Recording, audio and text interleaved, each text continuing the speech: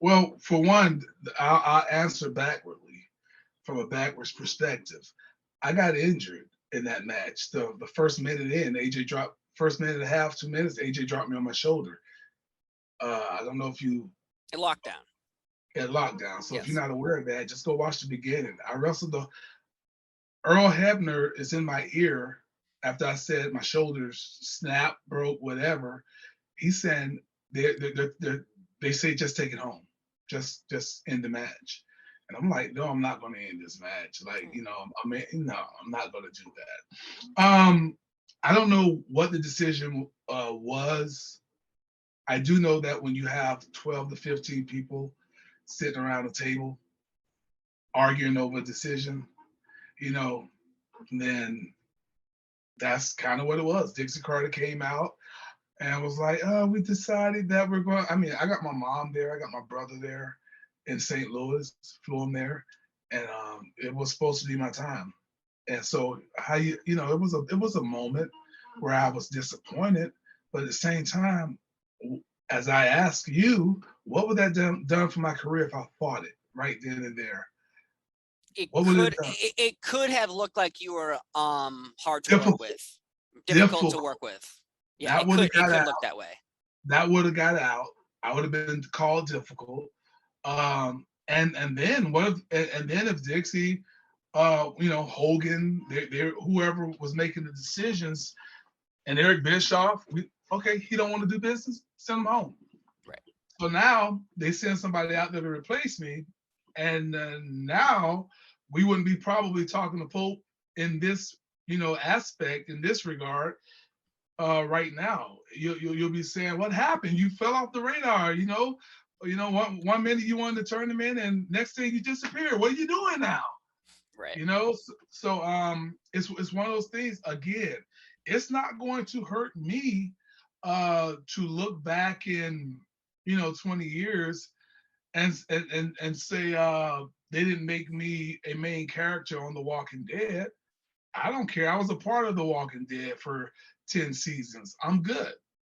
As long as I was a part of it. Everybody can't be. But yeah, so there was a lot of different political things going on at that time. Yeah, I can Everybody imagine. wants everybody want to blame Hogan. The bottom line comes down to Dixie Carter. Um, and whom I got, I love Dixie from a personal perspective. A lot of people questions her business decisions, but that's again, I don't care about that. I care about how a person treats me and whatnot. But I think she was convinced it's not the right time, brother, and I think that may have contributed as well as AJ Styles. I mean, because he had a say in it too. Mm. And then the next night, because all AJ had to do was say, "No, we got to do this. It's the right thing to do." And then the next night, AJ Styles has to put over RVD, Yes. and it's like, and then he comes to me and he's like, so so yeah, so if they had a thought about it correctly, Steve, during that ill-fated attempt at a Monday Night War, if they had have went through and put the title on me, you know how many people would have tuned in that Monday night to see the former Elijah Burke from WWE, Mm-hmm. a championship celebration? It would have done massive for them. But yeah, they were still stuck in the, Hogan and Flair's closing the pay-per-view. It's like, Yes. why? It's like, why? Yep. That is exactly the time I soured on, and I was watching TNA when it was Wednesday night, $10 a pay-per-view from 2002 to all the way up until they started having 3-hour events. I was watching Fox Sports Net at 3 p.m. on Friday afternoons. Wow. I was there. I was there from the beginning. And then suddenly I'm like, oh, finally the Pope, Elijah Burke, he's going to be, because I loved you in WWE. So then I'm like, Yeah. he's here. He won this tournament. He kicked ass. He beat the crap. And then, wait, he's not on the next pay-per-view? Wait, There's a photo. There's he's a not, photo. he's fighting AJ, he's not winning. What the fuck is going on? You probably, if you watch that much, you'll probably remember the time I came out and I saved Hulk Hogan in the ring after AJ Styles and Abyss. AJ Styles and Flair, they handcuffed Hogan.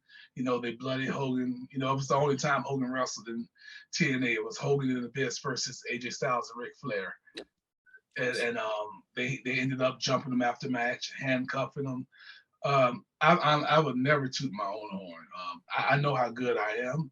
I know what I'm great at. I know what my limitations are.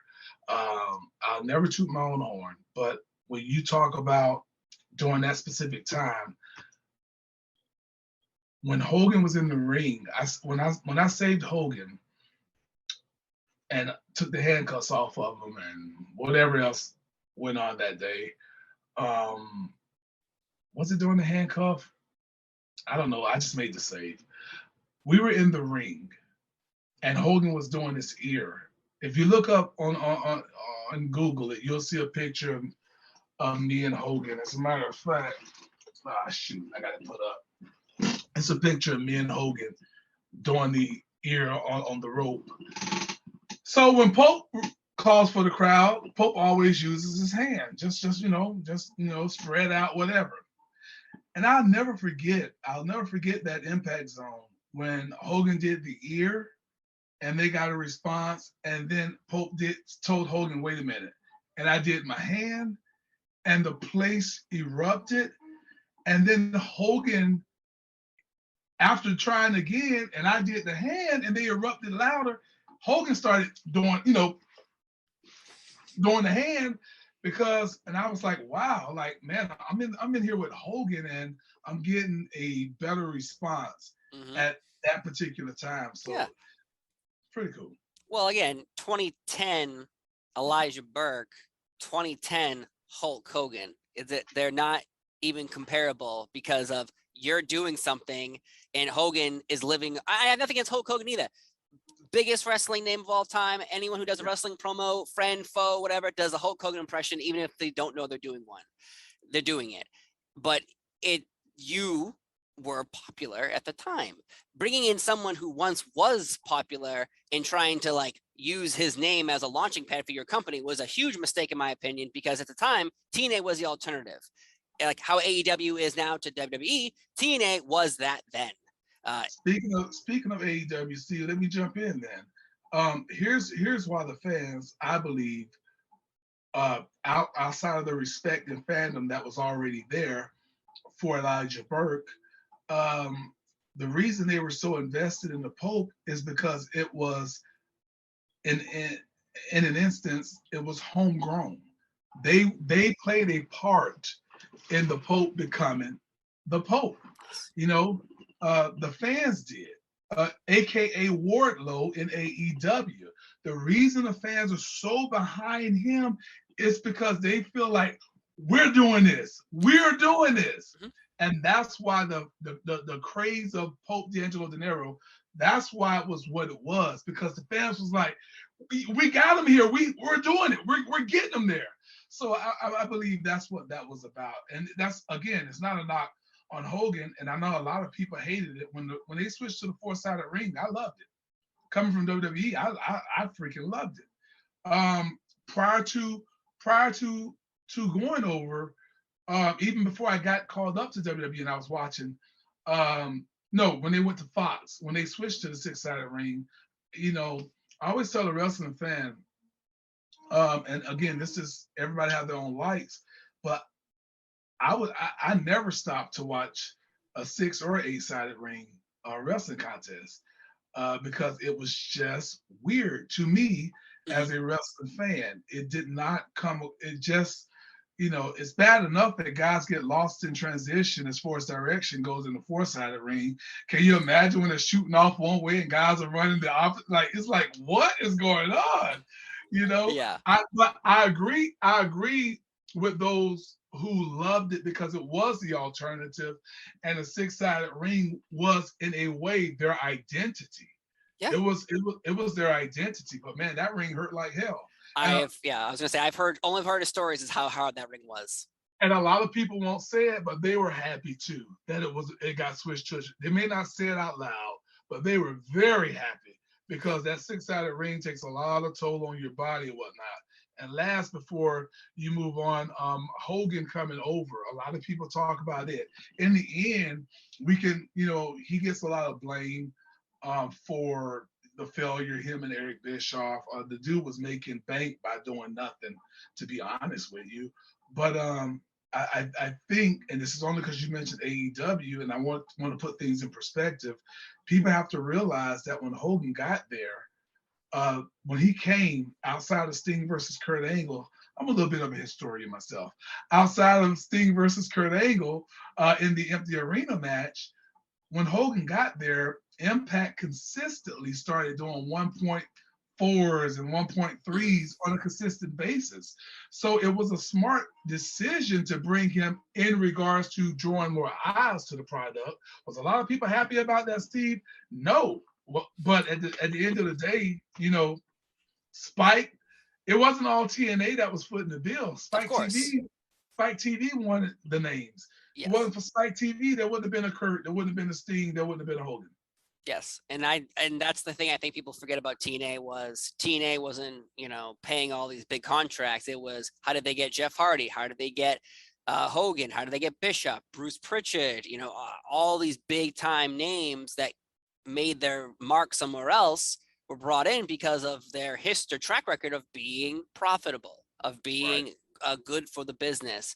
And at the time, though, the TNA fans, just like our AEW fans are, when someone from the WWE gets released and then shows up in AEW, everyone's happy for like a cup of coffee, and then they get mad because they're like, well, so-and-so is taking the spot of my homegrown AEW talent, just like people were mad in 2010 for the same exact reasons, except for people, for instance, like you or Mr. Kennedy, other people who came over, we were all upset that you weren't getting your chances in the WWE. When you came over to TNA, you suddenly were getting your chances. So we were very happy to see you, but we were not happy to see other bigger names like a Hogan come over and steal your spotlight.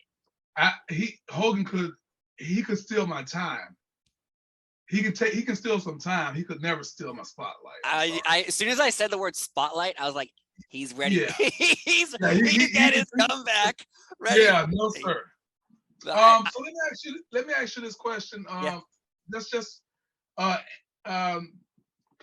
you mentioned Mr. Anderson. Yep. Pope and Anderson should have been headlining several pay-per-views there. Yeah. I mean, when you talk about talent that just went, gosh, like I'm just looking back. I think we maybe did one pay-per-view together that we worked together. But man, we should have been tearing that place up from top to bottom.